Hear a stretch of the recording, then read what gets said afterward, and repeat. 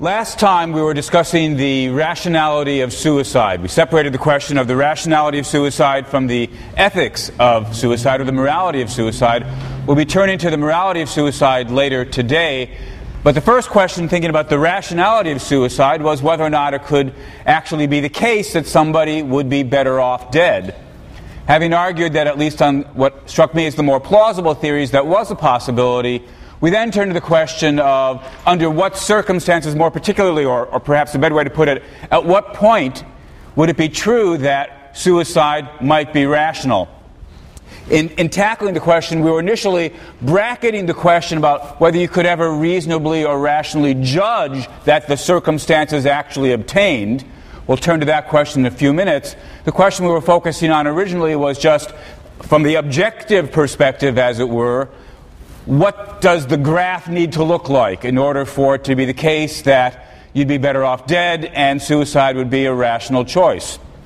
I drew a variety of different graphs, different lines about your life doing better or worse, and noted for each one of them at what point, if ever, suicide might be a reasonable choice. I want to draw a couple of more graphs before ending this bit of the discussion.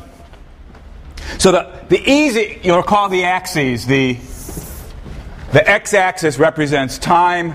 The y-axis represents how good or bad your life is overall, taking into account the value of being alive per se if you accept a valuable container theory. The higher the line, the better your life is at that time. The lower the line, the worse your life is at that time.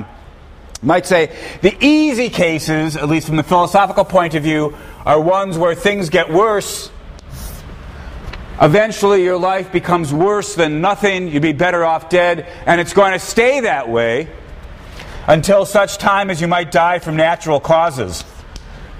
Dying from natural causes.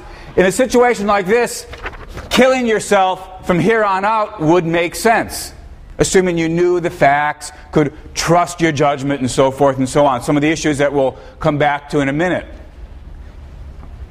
And indeed, as we saw, there will be even cases in which it might make sense to kill yourself earlier. If this was the last chance at which you had the ability to kill yourself or not, even though you'd be giving up some life that was worth living, that was the only way to avoid a much larger chunk of life that was not worth living, so suicide might still make sense. On the other hand, if the choice was way back here, although this is killing yourself early on would be the only way to avoid the later chunk not worth living, at least if that chunk's small enough. Suppose it was like this. We'd say, doesn't make sense to kill yourself this early. You'd be throwing away too much, even though that's the only way to avoid the bad stuff. Now, as I say, that's the easy graph where you go from a life worth living to a life not worth living and stays there. But suppose instead we have a situation like this. Here, life becomes worse than nothing for a while, but you recover. You're going to return to a life that's worth having. And suppose that after you recover, you'll have a very nice third stage, third act of your life before you would eventually die of natural causes or natural death. Here, the crucial point to make, of course, is that even though for a while your life will be worse than nothing, negative overall, it doesn't mean that it makes sense to kill yourself at this point. Because, of course, although it's true that if you do kill yourself here, you're avoiding this negative chunk, this bit below the x-axis, doing that also throws away the very large third act where your life returns to being better than nothing. Since the choices have neither of these or both, and the positive third act is great enough to outweigh the negative second act, on balance, it doesn't make sense. But of course, So even though your life might be worse than nothing for some stretch, suicide wouldn't necessarily be a rational decision. But it's crucial in making that argument that what I've been calling the third act, here's Act 1, here's Act 2, here's Act 3. It's crucial in making this argument is that the third act was sufficiently great, sufficiently long, and sufficiently high that it outweighs the bad of the second act. And although that's true the way I've drawn the graph, we could imagine that it wasn't quite like that. Suppose that after the second act, in which your life is not worth living, you will recover and have a third act in which life once again is good for you overall. Still, at this point, Act 3 doesn't outweigh Act 2. Although there's a recovery, it's too short and not high enough to outweigh the bad of Act 2. And so, under that circumstance, when you ask yourself, let's say at this moment, would suicide here be rational? The answer could well be yes. Although in killing yourself, you've given up Act 3, which would be good for you overall, doing that's the only way to avoid Act 2, which is bad for you overall, and sufficiently bad to outweigh the good of Act 3. So if you've got the choice of suicide here, it might well be rational. Notice, however, that the crucial point again is, when are we talking about the possibility of committing suicide? Committing suicide here might be rational, but not necessarily, indeed not at all, at this later moment. Because at this point, the fact that you've gone through Act 2 is now history. There's nothing you can do about it. You've had this horrible period of your life, and now it's over. Your question is not, can you avoid Act 2? It's too late for that. You're simply asking yourself, what do I think about Act 3? Should I avoid Act 3? And that doesn't make sense. We've stipulated that Act 3 is good for you overall. So here, suicide no longer makes sense, even though it would have made sense over here. The interesting point is that these possibilities are not mere theoretical possibilities, but actually can happen. There's a famous case of, in the bioethics literature, of somebody who suffered a horrible set of burns over a great deal of their body and had to go through a very long period of recovery in which they were hospitalized, basically immobilized, and in a great deal of pain while their nerves regenerated and their skin regrafted and the like. And early on in that period, this person said, although he believed that he'd eventually recover, what he was going to have to go through was so horrible that he wished he were dead. Because of the nature of his hospitalization, he wasn't able to kill himself. He asked that he be killed, and people refused. And he went through a period, and sure enough, he recovered. And eventually, he said, yes, now my life is worth living again. And of course, since it is worth living, now that I'm able to kill myself, it no longer makes sense for me to kill myself. Because here I am, as he might put it, in Act 3, with a life worth living. But for all that, even though I now have a life worth living, I haven't changed my opinion that it would have been better for me back here, toward the beginning of Act 2, for me to have been killed or for me to have died. It remains the case that I wish I had died here so as to avoid all the pain and suffering, even though I'm now in a period which is better for me, good for me overall. All right, one other case. This is just repeating a point that actually I made very early on.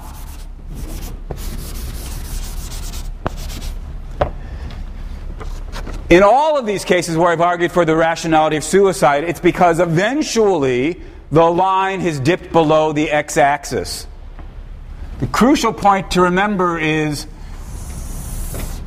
even if your situation deteriorates and indeed doesn't recover, that still doesn't make suicide rational. The question is not, am I worse off than I had been or than I might have been had I not had the decline. The question in thinking about the rationality of suicide is, am I so badly off that I'm better off dead?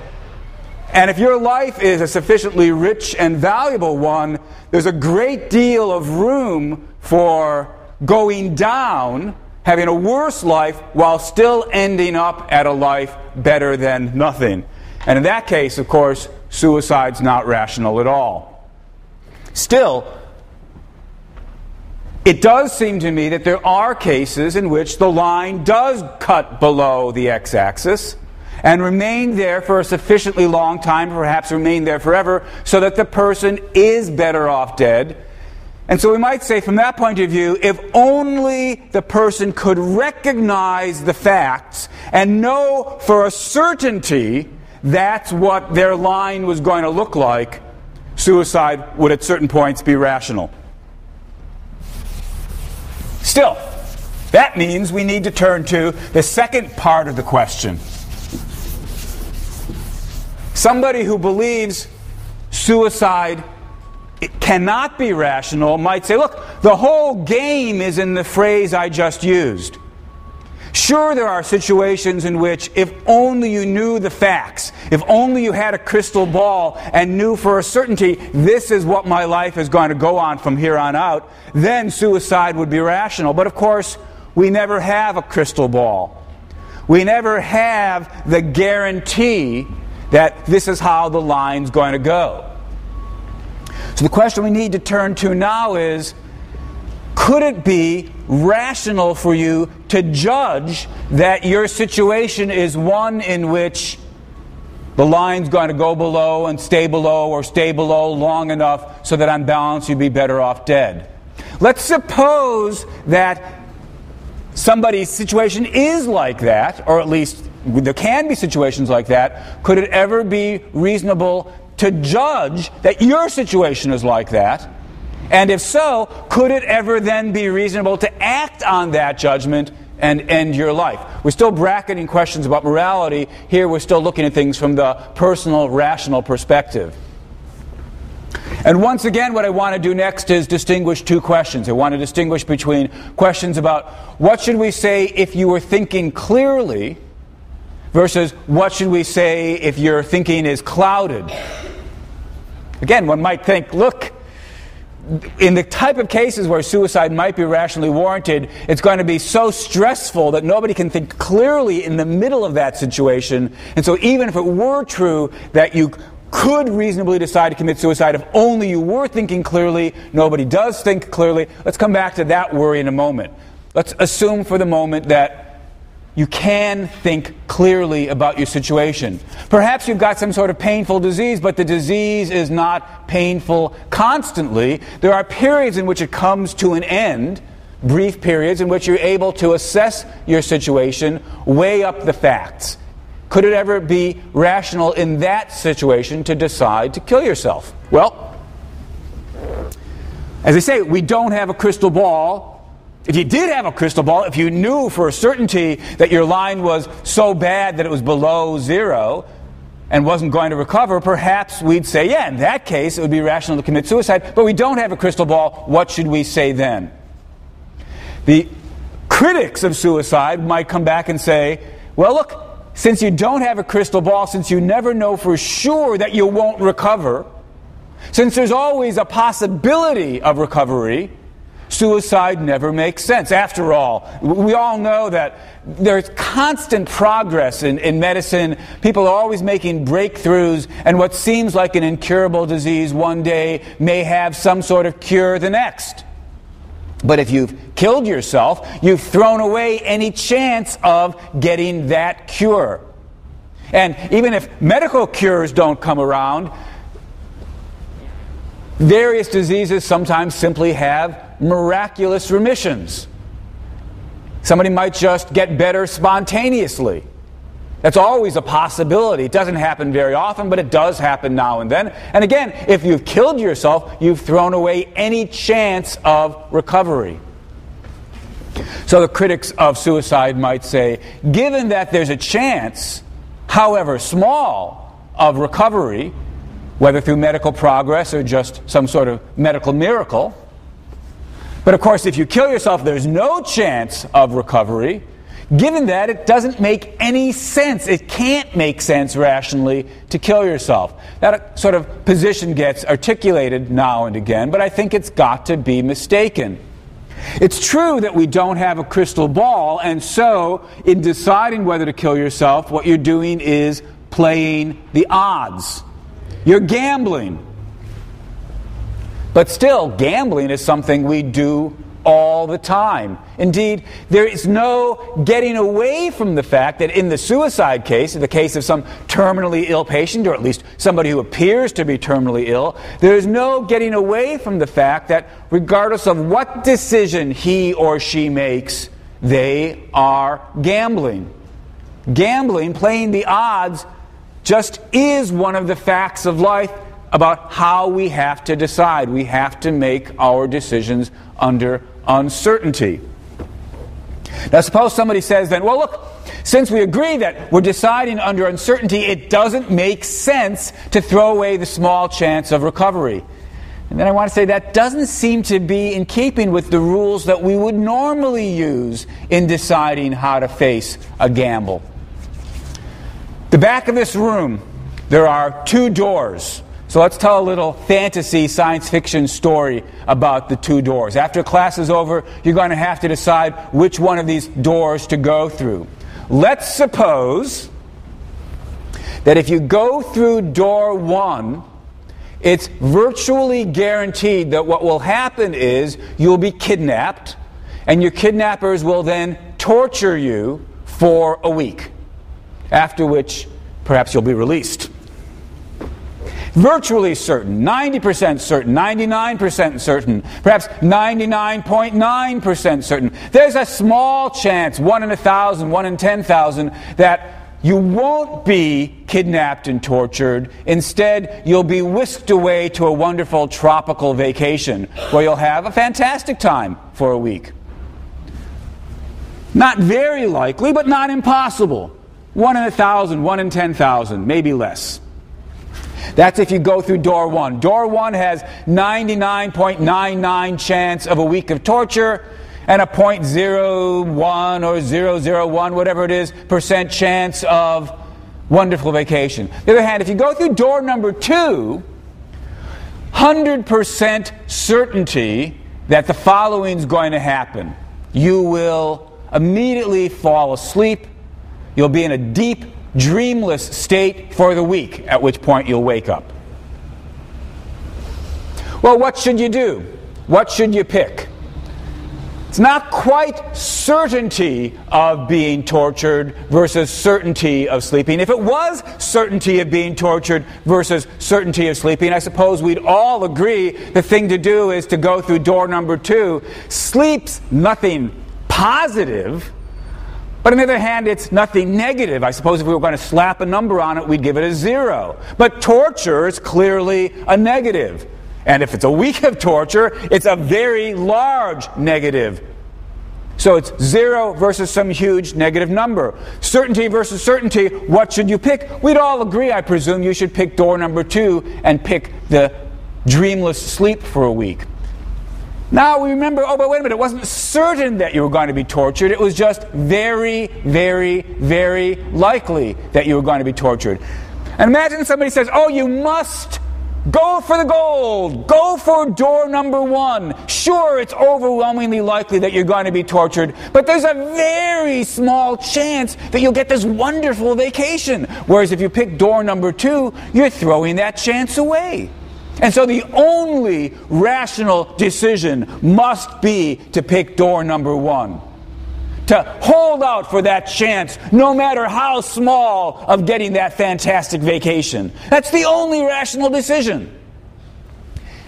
If anybody were to say that, I'd laugh at them. I'd say, look, if you want to talk about, well, maybe there's room for choice either way, depends how great the vacation is, something like that. Yeah, there's maybe room for talk. But if you want to insist that the only rational decision must be to hold out for the chance of a wonderful vacation, no matter how small the odds, given that if you don't get that wonderful vacation, you're going to be tortured, and you could avoid all that by picking the sleep option. If somebody insisted in the face of all that, that the only rational decision is to go through the door, which is likely to be torture and a vanishingly small chance of vacation, I'd say they're just wrong. That's not a rationally required decision given the odds. Yes, question?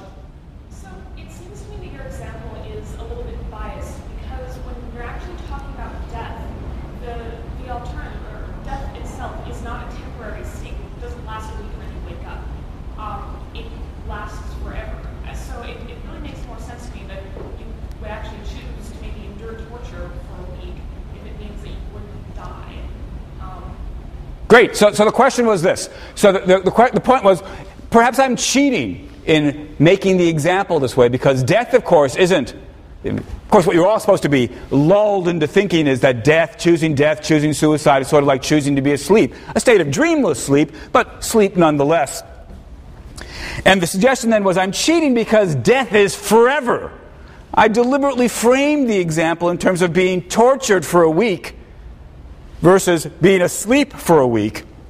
And perhaps, given that choice, it's clearly rationally acceptable to decide that you'd rather pick the sleep for a week option. But death isn't just for a week. If you commit suicide, you're dead forever. So let's change the example. Suppose that, you guys are mostly, I suppose, in the vicinity of 20. Suppose that if you go through door number 1, there's overwhelmingly likely chance, 90%, 99%, 99.9% chance that you'll be kidnapped and tortured, and the torture will take place and last for another 50, 60, 70 years, and then you die. There's a slight chance, 0.1%, 0.01%, that no, you won't be tortured for the 50, 60, 70 years, but instead you'll be brought to this tropical island paradise where you'll have this great time for the next 50 years. But what has happened in 99 out of 100 cases, or 999 out of 1,000 cases, or 9,999 out of 10,000 cases is the torture scenario. While the people are being tortured, they beg for mercy. They beg to be put to death. They wish they were dead. It is truly the case that the tortures are so bad that these people are better off dead. Remember, we're assuming that we've got a case where you really will be better off dead unless the miraculous recovery takes place. And so again, we have to ask, in a situation like that where the person says, and similarly, of course, if you go through door number 2, you immediately fall asleep and you stay that way for the next 70 years and then you die while in your coma. The fan of door number 1 comes along and insists the only rational decision is to pick door number 1, where it's overwhelmingly likely that you face 50 years or 60 years or 70 years of torture. Because, of course, if you were to pick door number 2, you're throwing away your chance, no matter how small. You're throwing away the only chance you have of the wonderful vacation. Well, each of us has to decide for themselves. But when I think about this case, this modified case, I still want to say choosing door number 2 could be a perfectly rational decision. It's just not right to say the only rational decision is door number 1. Again, if somebody wanted to take a more modest position and say, it depends on how great the vacation would be, how mild the torture would be, maybe 1% chances versus a 5% chance. There's room for debate about when might the balance come closer to even, so it would be reasonable to take the chance. Yeah, there's room for debate. But if the chances are small enough, and the person insists nonetheless, no matter how small the chances are, it could never be rational to pick door number 2. I can only say that doesn't seem to be the way we would normally think about making choices. And of course, at this point, you can see how the argument exactly carries over to suicide. If you kill yourself, you're throwing away forever any chance of recovery. And that's important, and that's worth thinking about, but it's also important to think about what was the chance of recovery, how large, or more to the point, just how small, and how badly off will you be if you don't commit suicide. You guys are 20, but of course, these sorts of choices also perhaps get faced by people who are considerably older and now in the final stages of some progressive disease. The doctor has told them, perhaps they're 70, that there's no significant chance of recovery. Sometimes it happens, but no more than 1 in 100 or 1 in 1,000. But if you continue alive, you will be in, well, perhaps great pain, perhaps unable to do the various things that give your life meaning and value. Could it be true that it would never be rational, provided that you're thinking clearly, never rational to say, look, the chances of something negative are so overwhelmingly great that even though deciding for death throws away whatever small chance I've got of recovery, the chance of recovery is so small that on balance, it's reasonable to throw that chance away and avoid the overwhelmingly likely possibility that I'll continue in my current state with a life not worth living. It seems to me that if you're thinking clearly, there could be cases in which suicide would be a rational choice. But that still leaves us with the question, well, maybe that's where all the work needs to be done. What about this point about thinking clearly? Even if we grant, for the sake of argument, that there could be cases in which the person's life is so bad that they actually are better off dead, and they stay that way, even if we grant that if only somebody were thinking clearly, they would see that that was so likely to be the case that suicide would be a rational or reasonable choice, still, isn't it plausible to think that in real life, people can't think clearly about their situation when they're in situations like that? Look, it's one thing for us to be sitting here in this classroom, where I certainly hope that none of you are in this kind of situation. It's easy for us to be sitting here thinking clearly about it and recognize the philosophical possibility of thinking clearly about a case and realizing that it was a rational decision to end it, end your life. But people who are actually in those situations, in point of fact, are not able to think clearly. Because just think about it. What would have to be true of you for your life to be so bad that suicide might be a rational choice, that you'd be better off dead? Odds are you've got to be in some, indeed more than just some, you've got to be in a great deal of pain. Probably a great deal of physical pain. Beyond that, you probably also need to be incapacitated in a certain large number of ways.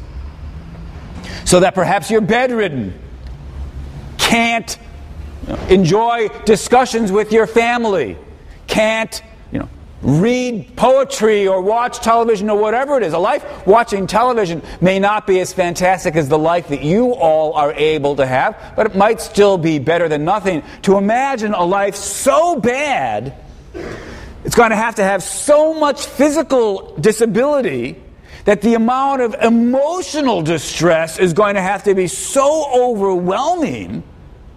How could anybody think clearly in a situation like that? And then the argument might go, you can't think clearly, you can't rationally decide to trust the judgment you might make that you're in a situation where suicide is a reasonable choice. You might make the judgment, but if we ask ourselves, should you trust your opinion? The odds are, so the argument goes, no, you shouldn't trust your opinion, precisely because anybody for whom it would be true would have to be so emotionally distressed that they're not able to think clearly. If they're not able to think clearly, they can't have a judgment that's trustworthy. If the judgment's not trustworthy, you shouldn't trust it. And so suicide could never turn out to be a rational opinion after all. That's an interesting argument. I think it's an argument more worth taking seriously than some of the other ones, some of the early objections we've had against suicide. But even here, I'm not convinced. Let's again try to think of a case not quite like suicide and ask ourselves, can't there be cases where, despite the fact that your thinking is clouded, it's still reasonable to trust the decisions that you make within your clouded thinking? Suppose you've got some disease that causes you a great deal of incapacity and a great deal of pain. But as it happens, there's a cure, or at least there's a surgical procedure that can be done, and the surgical procedure is almost always successful. So, what are the choices? Choice number one, continue in your current state. You've got some horrible, painful disease, and it won't get better unless you have the surgery. If you do have the surgery, it's very, very likely that it will get better. 99 cases out of 100, the surgery works. Or 99.9 cases out of 100, the surgery works. Or 99.99 cases out of 100, the surgery works. Of course, like all surgery, there are risks. Sometimes you put the person under anesthesia and they don't wake up. Doesn't happen very often. 1 in 1,000, 1 in 10,000, 1 in 100,000, whatever it is, there's some chance the surgery won't work and you'll die on the operating table. But it's very, very small chance. Overwhelmingly likely the surgery will succeed. And if it does succeed, well, you'll be recovered. That's option number one. Option number two, you continue in your current state, incapacitated, unable to lead a valuable life, suffering, full of pain. Well, that's overwhelmingly likely. 1 in 1,000 cases, there's some sort of natural cure. Maybe 1 in 10,000 cases, there's a natural cure. But in 999 out of 1,000 cases, or 9,999 out of 10,000 cases, the disease just continues until you die, some years down the road. There's your choice. Should you have the surgery or not? Well, I suppose what we think is, of course you should have the surgery. You'd be a fool not to have the surgery. It's overwhelmingly likely going to cure you. But now we worry, wait a minute, can you trust that judgment? After all, the condition you are in is so stressful, so painful, that you are obviously very emotionally worked up. And any judgment that you make that it's a reasonable decision to have the surgery is a judgment you're making while under the cloud of emotional distress. How could you possibly trust that judgment? And so you shouldn't trust the judgment, the argument goes. And so you must never agree to the surgery in this situation. But that can't be right. Surely we agree that it could be reasonable to trust your judgment in this situation. Now, to be sure, the fact that you are in all this pain should make you pause, should make you hesitate, should make you think twice and then think again before deciding what to do. But still, if somebody says, since you're so worked up, it could never be rational to decide to have the surgery, that just seems to be going too far. It doesn't make sense. You've got to make some kind of decision. Deciding not to have the surgery is still making a kind of decision. And either decision then is a judgment that you're going to be making while worked up, while stressed, while under the cloud of pain and suffering. So think twice, think third time, get the opinions of others perhaps, but still, if somebody says, it could never be rational to decide to have the surgery and then act on that decision, they're just wrong. Well, now let's come back to the suicide case.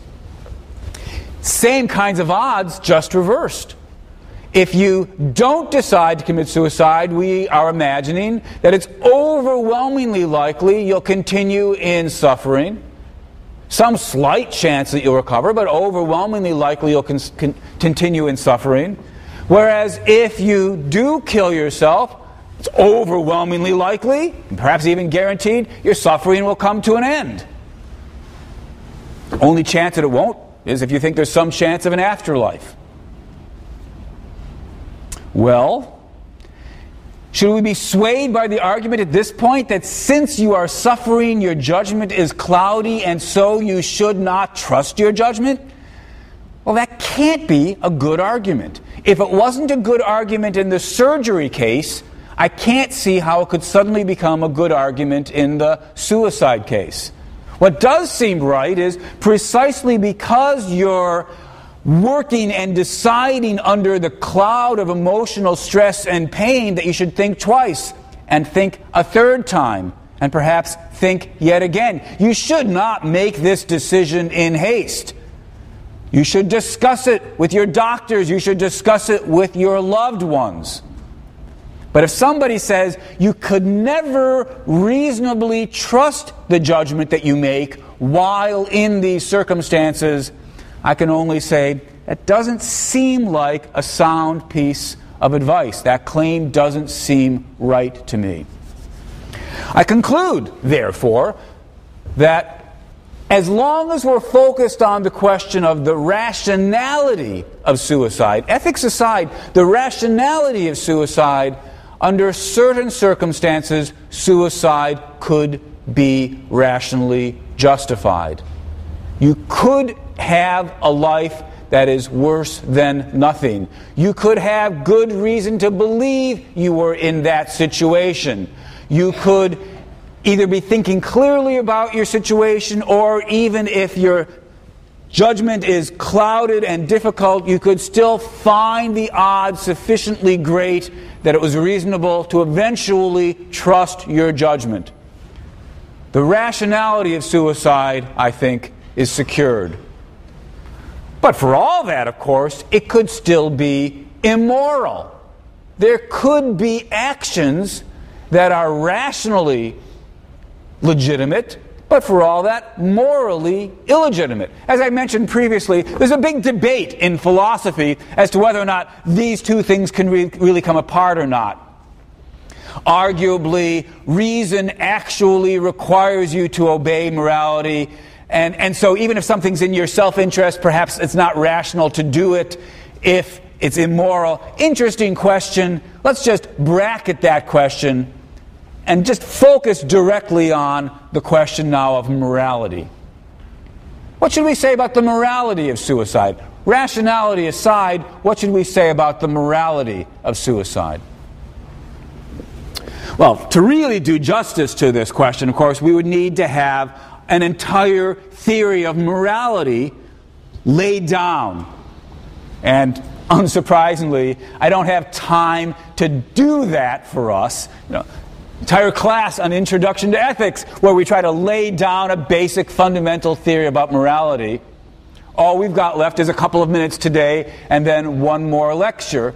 So instead, what I want to do is first mention some quick and dirty arguments that have a kind of moral tinge to them, and then turn to some somewhat more systematic arguments where I'll quickly put in place some basic elements of a plausible moral theory. We won't have time to explore them in detail, but at least we'll get a shape of a basic moral theory and see what it might say about suicide. So, systematic a little bit later. First, some quick and dirty arguments. Whether we should call it a moral argument, the first one or not, I'm not quite certain, but it's certainly an argument that gets stated all the time in this area. When we think about the legitimacy of suicide, it's common enough to have the reaction, suicide is illegitimate because it's thwarting God's will. Maybe this isn't so much a moral argument as a theological argument. And for the most part, of course, as you know in this class, I've avoided at least some theological questions. Obviously, questions about the existence of a soul is itself a theological argument, but I've tried to discuss them as far as possible without bringing in questions about God, God's existence, and God's will. But the topic's almost unavoidable when we think about suicide, given the prevalence of the thought, it's God's will that we stay alive, and so it's going against God's will to kill ourselves. Well, I think the best response to this argument was given by David Hume some several centuries ago, 2.5 centuries ago, where Hume says, look, if all we've got to go on is just the idea of a creator who has built us and given us life, we can't infer that suicide is against God's will. At least, if you found that thought a compelling one, then why wouldn't you also find it compelling to say it goes against God's will when you save somebody's life? This is a point that close to one I've raised before. You're walking along Chapel Street, and the person you're talking to, you see, is about to be hit by a car. So you push them out of the way. Previously, when we talked about this question, the question was whether or not they should be grateful to you. Now the question is whether or not they should complain, how dare you do that? You've thwarted God's will. It was God's will that I be hit by that truck. So when we're about to save somebody's life, should we decide not to do that on the grounds that it must be God's will that they're going to die? If you're a doctor and somebody's in cardiac arrest and you could now perform CPR or whatever it is in order to get their heart going again, should we say as a doctor, oh no, I must not do that. It's God's will that they die. If I try to save their life, I'm thwarting God's will. Well, nobody says that. But then, why is the argument any better in the case of suicide? We could, of course, imagine, when you've saved your friend's life, and he says, oh, you thwarted God's will, what you might come back and say is, oh, no, you see, it was God's will that I save your life. And so, it was God's will that you be in this situation where the truck was going to hit you unless I saved you, but it was also God's will that I save your life. And maybe the doctor should say something similar. Not an implausible thing to say. But given that that's not an implausible thing to say, why not say the same thing about suicide? It was God's will that I be in this situation, and then God's will that I kill myself. Absent any special instruction manual from God, the God's will argument cuts both ways, which is to say it doesn't give us any guidance. We don't know whether it's God's will that we act or God's will that we don't act, absent an instruction manual from God. So we can't conclude that suicide is obviously wrong because it violates God's will. Well, unless you've got an instruction manual. You might think, for example, that the Bible tells us not to commit suicide, and since the Bible is God's Word, we must do whatever the Bible tells us. That's a kind of argument that I'm perfectly prepared to engage in, although, of course, there's a lot of assumptions behind that argument that we would need to really examine. Is there a God? Well, obviously we needed that one even for the God's will argument. Has God expressed His will in a book? If so, what book is it? Do we have moral reason to obey God? Also relevant for the God's will argument. And of course, if we do think we have an obligation to obey this instruction manual, are we really prepared to obey this instruction manual? Even if there's a sentence in this instruction manual that says, don't commit suicide, a lot of other things the instruction manual also says that most of us are not inclined to do. The instruction manual says not to eat pork. Well, how many of you are not willing to eat pork? The instruction manual tells you not to mix various kinds of material together in a single item of clothing. How many of you think that that's unacceptable? The instruction manual tells you that if a teenager is rude to their parents, they should be stoned to death. How many of you think that that's a moral requirement? If you're going to pick and choose which bits of the instruction manual you actually think are morally relevant, then you can't come to me and say, oh, suicide is wrong because the instruction manual says so. You're not really using the instruction manual to give you moral guidance. You're starting with your moral beliefs and then picking and choosing which bits of the instruction manual you want to accept. Well, that's a big question. That's a big topic. And so having just touched on it, I'm going to have to put it aside. Instruction manual aside, at the very least, we might say, appeal to God's will can't help us to decide whether or not suicide is legitimate or not. But there's a different quick and dirty argument. Also, it can be run in a theological form, but it need not be run that way. And that has to do with gratitude. We've been given life, and life's pretty amazing. And so we have an obligation, a debt of gratitude to keep the gift. Now, look, gratitude is not one of the moral virtues that gets a lot of discussion nowadays. It's fallen on rather hard times, but I see no reason to dismiss it. It does seem to me there's such a thing as a debt of gratitude. If someone does you a favor, you owe them something. You owe them a debt of gratitude. And so the argument might then go, look, either God gave us life, or nature gave us life, or our parents gave us life. Whatever it was, we owe a debt of gratitude for this wonderful gift. And as such, how do you repay the debt? You repay the debt by keeping the gift. If you kill yourself, you're rejecting the gift. That's being ungrateful, and ingratitude is immoral. It's wrong, and that's why suicide is wrong. That's the second quick and dirty argument. Perhaps it won't surprise you that I don't find this second argument persuasive either.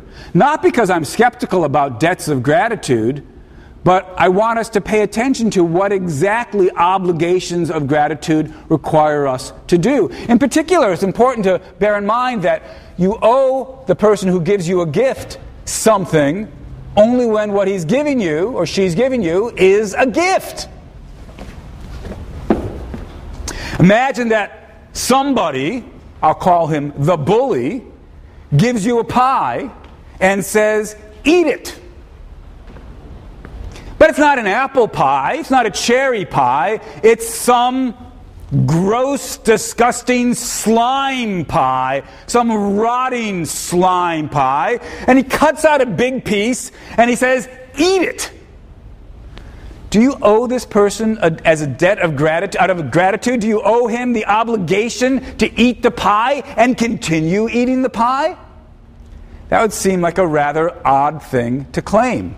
This guy is indeed, as I've named him, just a bully.